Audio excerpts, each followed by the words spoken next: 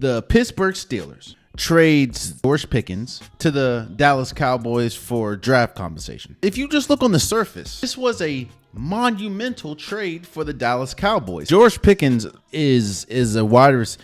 He's good enough to be a wide receiver one. So you put him on the same team as a de facto wide receiver one in CeeDee Lamb. That just opens up the offense tremendously. But that's the X's and O's of it all. That is if we're just talking about talent. The Pittsburgh Steelers has a reputation of getting off of receivers before it's time to. When you get off someone like Montavious Bryant, when you get off someone like Antonio Brown, when you get off someone like Juju Smith-Schuster, when you get off somebody like Deontay Johnson, and they don't really work anywhere else, every single one of those players hasn't had it since once they left Pittsburgh. They didn't have 1,000 yards, or I think only one of them had 1,000-yard season, but not one of them had a Pro Bowl appearance.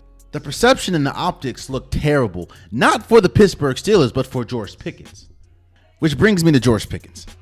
A team is only going to put up with antics for so long. When your antic starts to get larger than the production, that's the beginning of the end. Every single time you look at George Pickens, he's getting into fights with the media. He's getting into fights with other teams. Like he's having incident after incident after incident. This isn't me saying that George Pickens is a bad player and deserved to be moved on. I'm not saying that.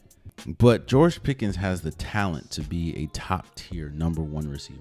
And I pray, I hope, and this is something, I'm a Commanders fan. I hope that George Pickens doesn't end up on the graphic that we saw with Antonio Brown, that we saw with Martavius Bryant, that we saw with Deontay Johnson, that we saw with Juju Smith-Schuster. Only one of them had 1,000-yard season after leaving